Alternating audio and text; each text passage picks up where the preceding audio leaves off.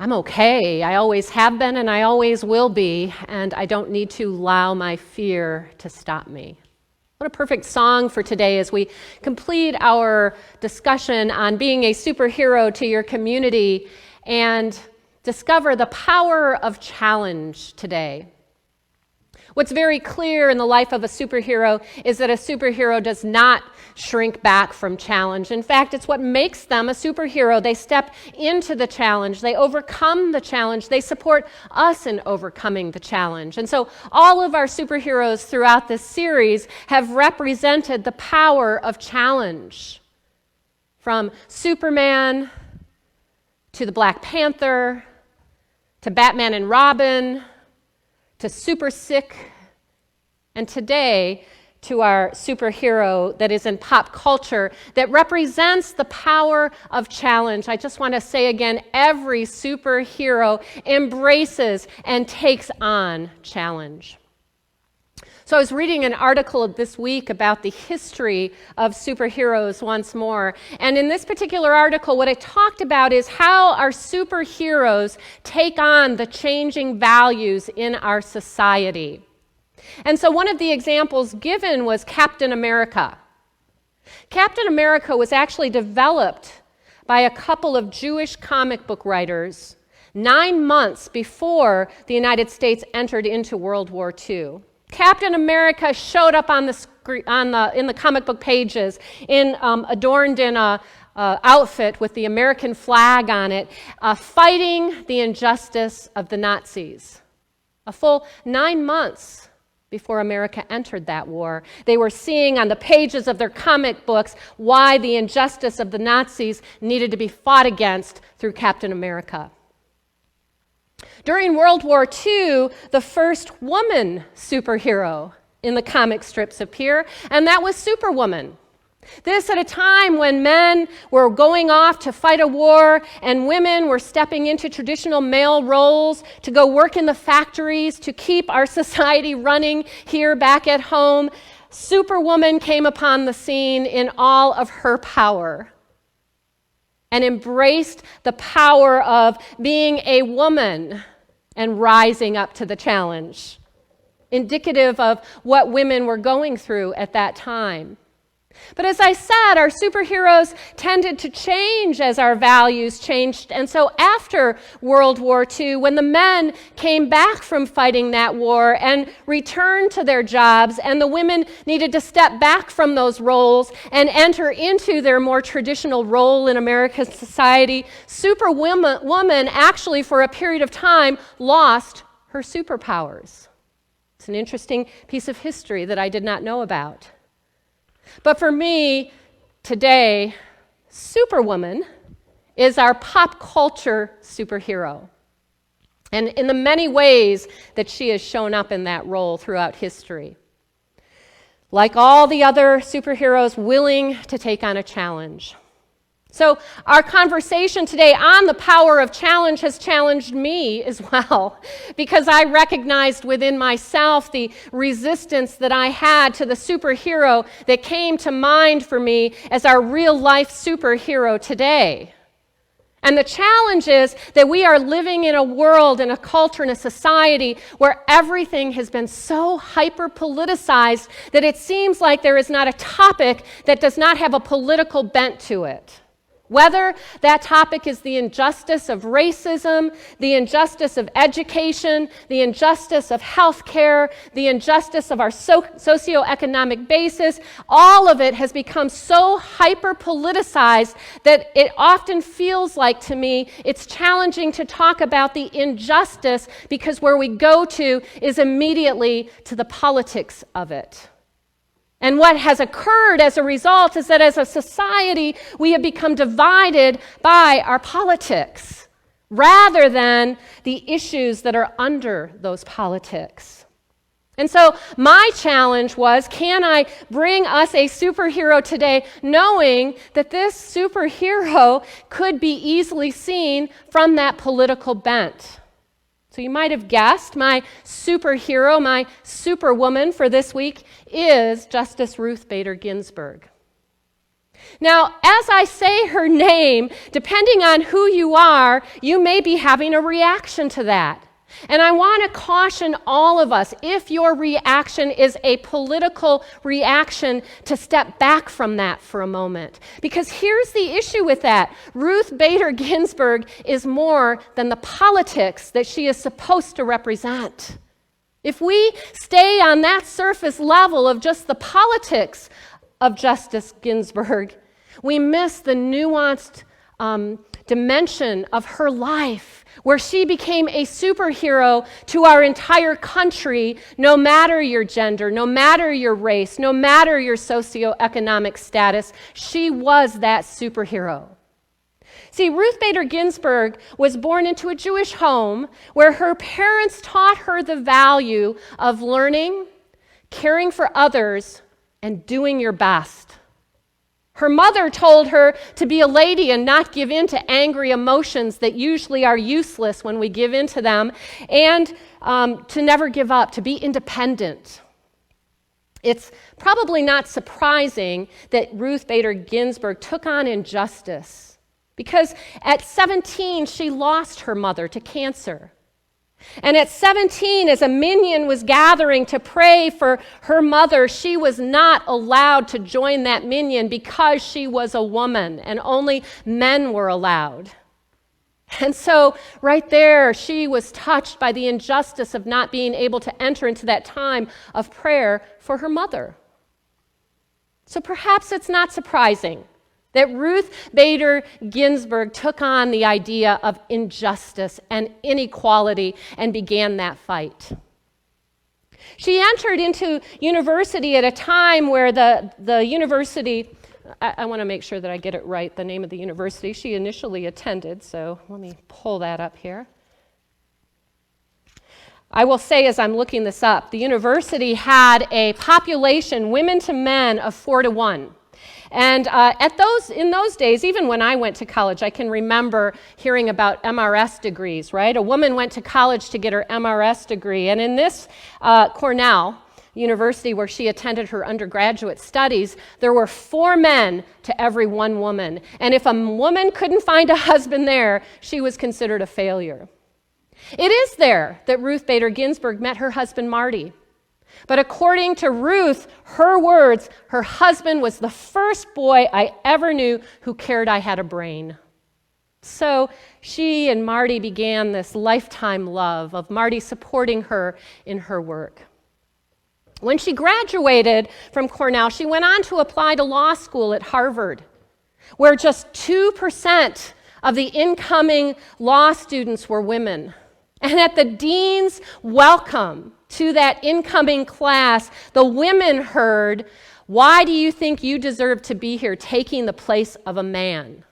Because you see, that was the general thought at that time, that women were supposed to be in the home and men were supposed to be the bread makers.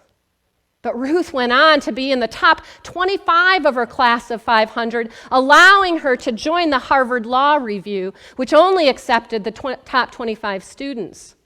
And in that time, when she went to go get a periodical out of the law library, she was actually refused entry because she was a woman.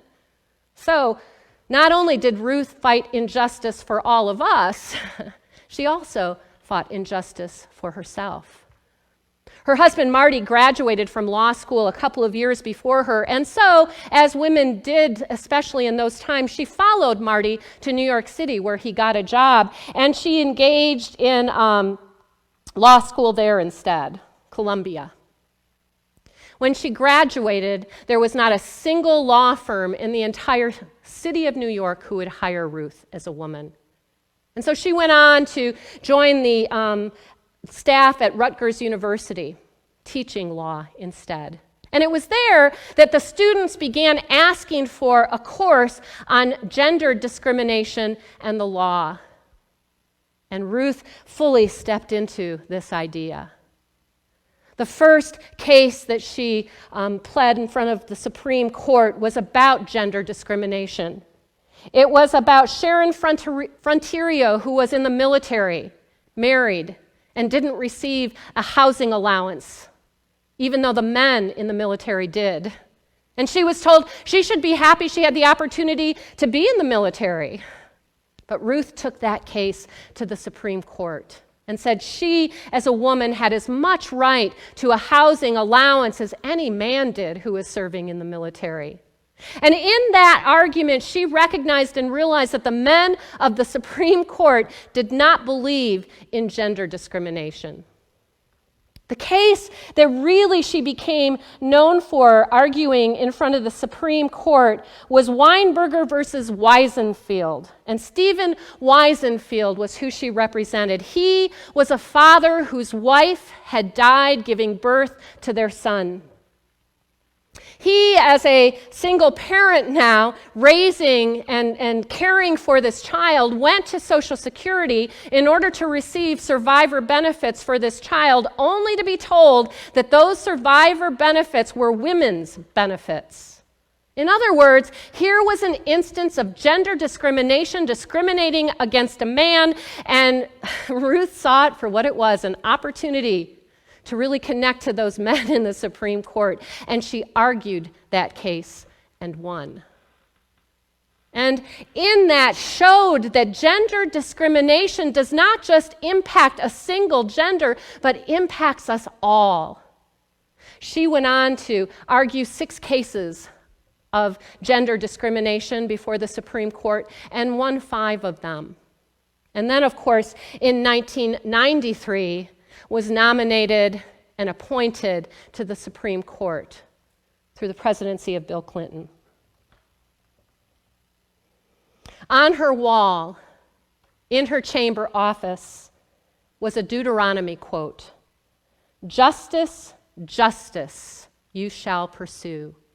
And Ruth Bader Ginsburg spent her life pursuing justice for all, no matter who you are or what your gender. And so, for me, Ruth Bader Ginsburg is our superhero person that is a real life person within our culture and within our society.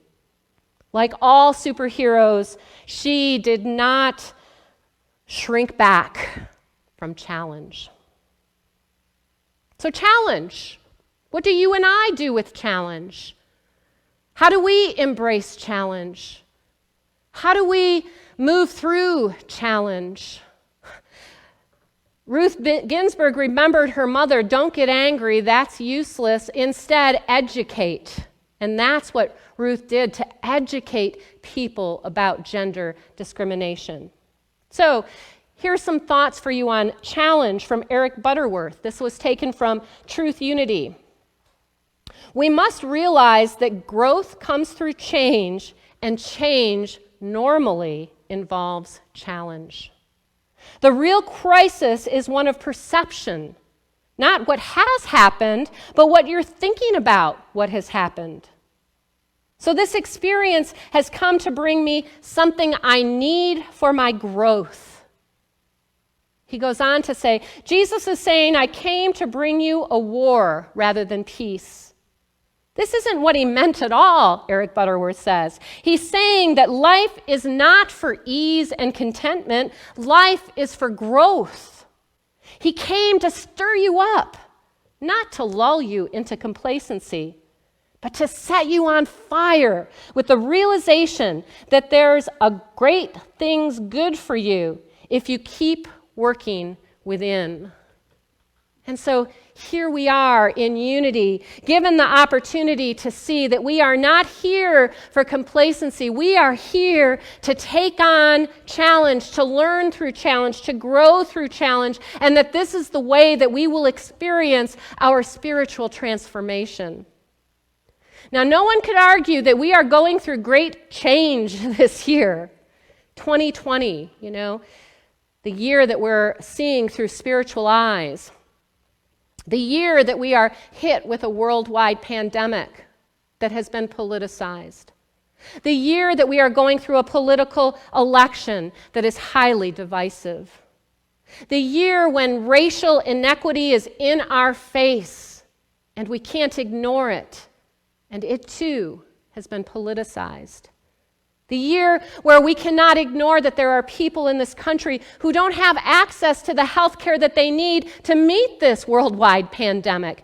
Change is here, and we are in the midst of it, and I don't care who you are. I know you're experiencing it. Perhaps for you, it's the change of not being able to get together with your friends as you would. Certainly for all of us, it's the change of not being able to be here in community together in Unity Hall, but all of us are experiencing the challenge of change. And so, as our fall program team was discussing which book we might discuss as a group this year, it would have been so easy to go to a book that made us feel good, to go to that place of complacency.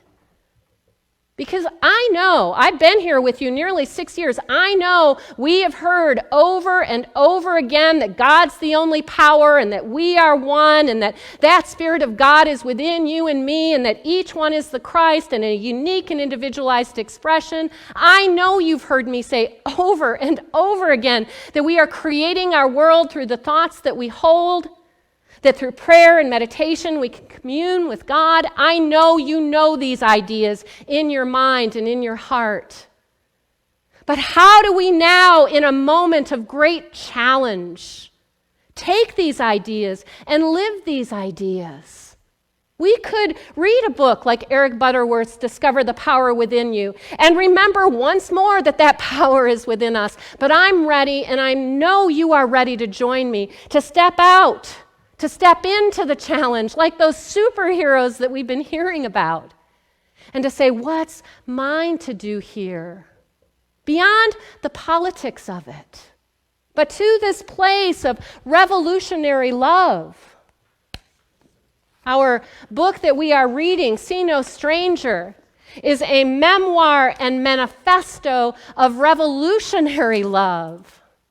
Revolutionary love, love in action, love that sees no stranger no matter what your religion, no matter what your color, no matter what your political identity, no matter what your worldview, no matter what your ideology. How do we take these ideas and embrace the challenge of living into those ideas? Seeing no stranger. It's why we chose this book this year. Because no matter who we are going through great challenge and great change. And I believe we can support one another in moving through that by practicing together, which is our fifth unity principle, the principle of practice. Now, I've said this and I'll say it again. In this book, there are probably about, I'm going to guess, a half a dozen statements within the book that you could describe as political. But I'm going to invite you to set aside the politics of what you hear in those statements, just in the same way that I asked you to set aside the politics of Ruth Bader Ginsburg. Because this book is so much more nuanced than those few instances of politics that is mentioned here. And just like Ruth, this book in that nuance has something that we are invited to learn and grow through together. And so we are going to be having small groups meeting in Zoom. Every day of the week there's a group out there. We'll come together reading chapters and having discussion together, finding our way through the challenging conversation. Because I'm telling you, if we can do it with one another, we will discover the boldness, the confidence, the courage to go out there in the world and see no stranger and love one another in revolutionary ways and move beyond the divisiveness and the politics that have overcome our world. This, for me, is not a political book. This, for me, is a book of truth, a book that represents what unity says. We are each unique expressions of God, and let us honor that in one another. This is the idea that we'll be practicing over the 7 weeks of our fall program. So find a small group on the website, uscwestlake.org, and join us for that. I also want to tell you that there was an idea that formed at the fall equinox labyrinth walk to hold a Circle the Labyrinth with Love for Ruth Bader Ginsburg. Initially, that same fear came up in me, like, I don't want this to be a political thing. But as I considered Ruth and her life and the dimension of her and the ways in which she changed our country for everyone to be more equal for all, it is that we're going to come together and honor. And that's going to be taking place on October 18th, the Sunday morning at 10 o'clock around our labyrinth. So plan to join us for that. Meanwhile, like every week, we get to practice. And so in addition to going and finding a group, getting your book, beginning to read, what I'd like you to do is consider where have I disengaged from challenge? Where have you set aside your own inner truth to remain complacent and comfortable? If you could embrace the challenge, what growth might be waiting for you? How are you willing to set aside your own comfortability to grow through challenge within community? Because this is what all of our superheroes have done. The pop culture ones and the real life ones that have been mentioned each week. It's what I'm inviting you to, and it's what I continue to invite myself to. Because I will tell you, there is a lot of challenge in meeting that challenge. Finally, I'd like to close with our scripture for today from the book of James, chapter 1, verses 2 and 4.